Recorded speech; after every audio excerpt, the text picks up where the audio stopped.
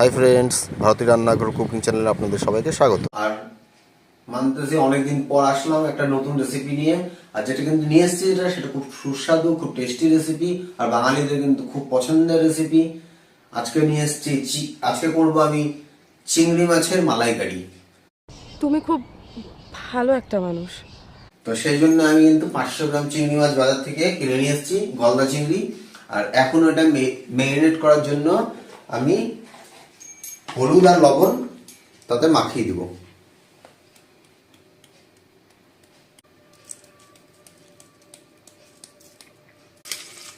ভালো মতো মাখিয়ে নিব মাছগুলোর গায়ে লবণ আর হলুদ।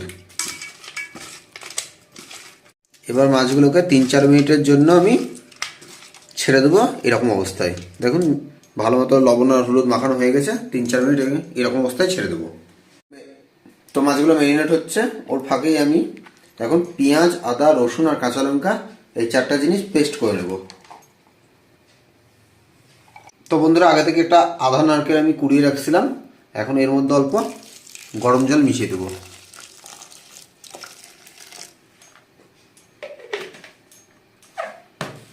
এবার এটা ভালো মতো একটু মাখিয়ে নিতে হবে। তো বন্ধুরা, এখন এটা মিক্সিতে অল্প পেস্ট করে নেব। তো বন্ধুরা, কড়াইয়ের তেল গরম হয়ে গেছে, আর এখন চিংড়ি মাছগুলো আমি ভেজে নেব।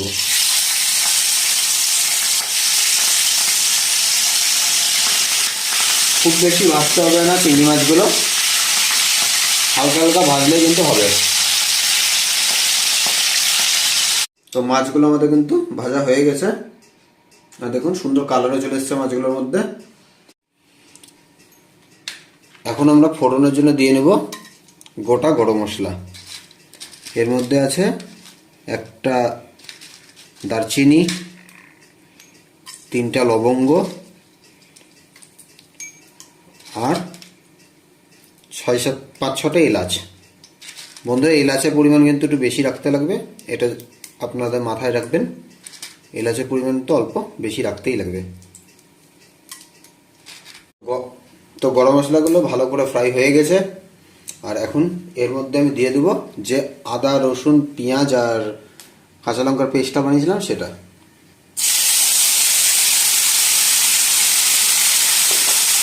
তো নারকেলের দুধটা বের করার জন্য এখন আমি এটা ছেঁকে নিব।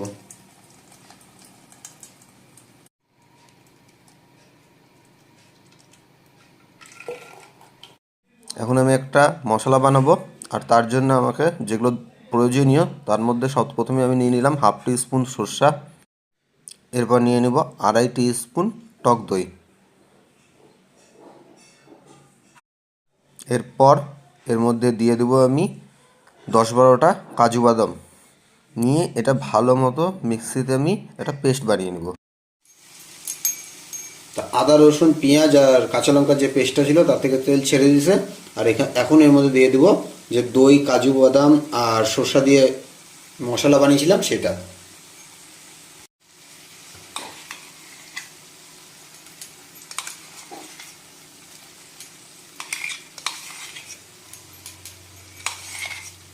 এর মধ্যে এই যে মশলাটা বানিয়েছিলাম আমি, এর মধ্যে কিন্তু কোনো জল মিশাইনি, তাই দেখুন সম্পূর্ণ গাঢ় হয়েছে মশলাটা। আর এখন বাটির গা ধুয়ে বাকি মশলাটা দিয়ে দিলাম।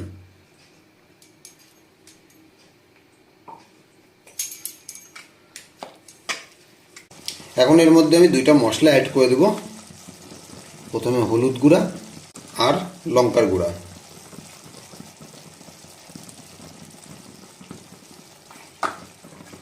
এখন যে নারকেলের দুধটা ছিল সেটা এর মধ্যে মিলিয়ে দেব।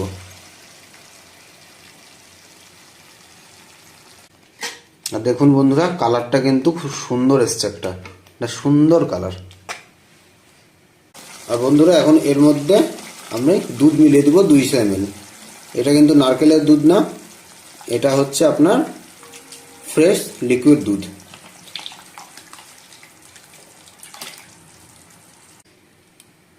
এবার অল্প ফুটতে দেব।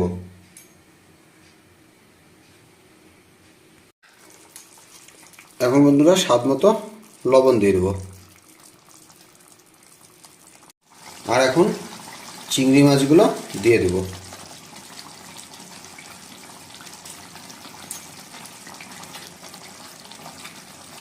এখন 5 মিনিটের জন্য ঢাকা দিয়ে রেখে দেবো।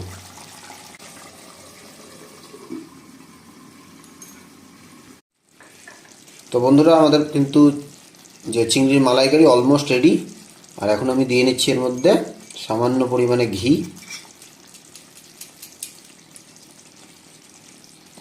আর দিয়ে নেব সামান্য পরিমাণে গরম মশলা। তো বন্ধুরা, আমাদের চিংড়ি মাছের মালাইকারি একদম রেডি হয়ে গেছে। আর খুব সহজ পদ্ধতিতে আমি দেখালাম কিভাবে এই রান্নাটা করতে হয়, সাথে একটু ইউনিক পদ্ধতিতে, যে স্বাদের যদি বাড়িতে করে খান এইভাবে, তো অবশ্যই সবার প্রশংসা আপনারা কুড়াতে পারবেন। একটু মানে এতটুকু গ্যারেন্টি। তো যদি ভিডিওটা ভালো লেগে থাকে তাহলে লাইক করে দিয়েন, কমেন্ট করে জানাবেন যে বাড়িতে আপনারা ট্রাই করবেন না করবেন না। আর যদি কোনো বন্ধু চ্যানেলে নতুন হয়ে থাকেন তাহলে আমাদের সাবস্ক্রাইব করে আমাদের অবশ্যই পাশে থাকবেন। আজকের জন্য এখানেই, আবার আসছি নতুন কোনো একটা রেসিপি নিয়ে।